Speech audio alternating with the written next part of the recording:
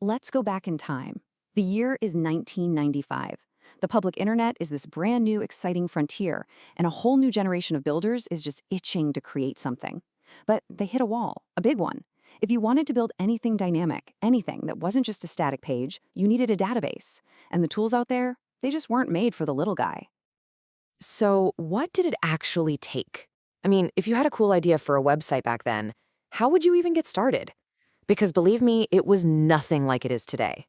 The whole landscape was just completely different. For pretty much everyone, the answer was a ton of money. You had to buy in. The database world was a walled garden, and inside were these massive corporations selling incredibly complex, super expensive software that was just totally out of reach for your average developer or small business. All right, so let's dig into that. To really get why MySQL was such a game changer, you have to understand the world it was born into. It was a world ruled by giants. And this created this massive clash, right? On one hand, you had the database market, which was built for huge corporations. We're talking banks, airlines, you name it. It was expensive, it was heavy, it was closed source. But the web needed the exact opposite. It had to be accessible, lightweight, fast, and simple. The tools just didn't fit the movement.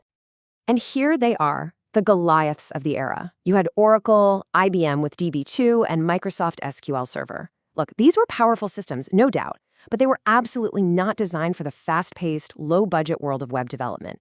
They basically controlled the entire market and set a really, really high price to even get in the door. But way over in a small office in Finland, a David was about to step onto the scene. And this is where our story really kicks off, with the super humble beginnings of a totally new kind of database.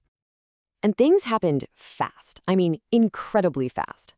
In 1995, Michael Whitenius and David Axmark cooked up the first version. And get this, they weren't trying to change the world. They were just trying to solve their own problem. They needed a fast, cheap database for their own web projects. A year later, it's out in the wild, released to the public. And in just a few short years, they had built the foundation of a tool that was all about one thing: speed and simplicity over everything else. So what was the secret sauce? It was this thing called the ISAM storage engine. Now, you gotta remember, the big enterprise databases were built for really complex transactions like bank transfers. That requires a lot of overhead. ISM just skipped all that. It was designed to do one thing and do it exceptionally well: read data really, really fast.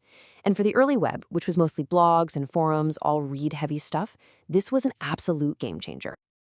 And that really was the whole idea. The goal was never to have more features than Oracle. No, the goal was to tear down the walls and give every single developer, no matter their budget, a tool they could actually pick up and use.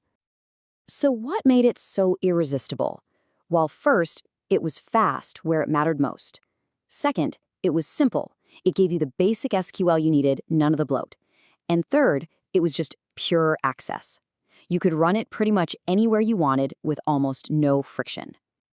And the release of this one simple tool, well, it had an effect that I don't think anyone saw coming. It became the rocket fuel for the explosion of the open web. The adoption was just immediate, and it was everywhere. Developers and small businesses who had been completely locked out of the database world suddenly had a real choice. And it quickly became a cornerstone of that new open source stack. You know the one: Linux, Apache, and then MySQL with PHP or Perl. You know, this was about so much more than just code.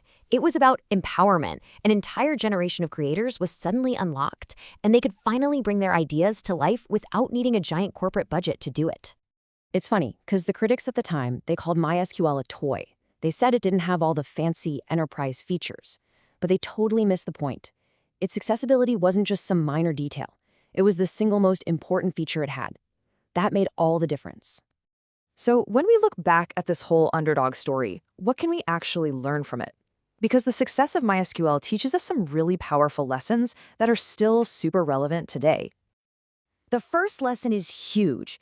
Making something available to everybody is one of the most powerful ways to disrupt a market. The big players, they often get so focused on their high-end customers that they just completely ignore the massive opportunity in making their technology simpler and easier for everyone to get their hands on. Second, and this is so important, we learned that simplicity isn't the absence of features, simplicity is a feature. For a lot of people, especially in a fast-moving space like the early web, a tool that's fast, reliable, and easy to use is way more valuable than something with 1,000 options you're never going to touch. And you can't tell this story without talking about open source. That was absolutely critical. By just giving the software away and letting a community build around it, MySQL created this amazing feedback loop that just accelerated everything. Development, adoption at a speed that a closed source company could never, ever match.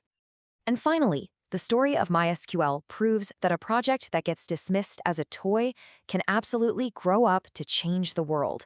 What starts as a simple little tool to solve one person's problem can evolve and become the backbone of an entire industry.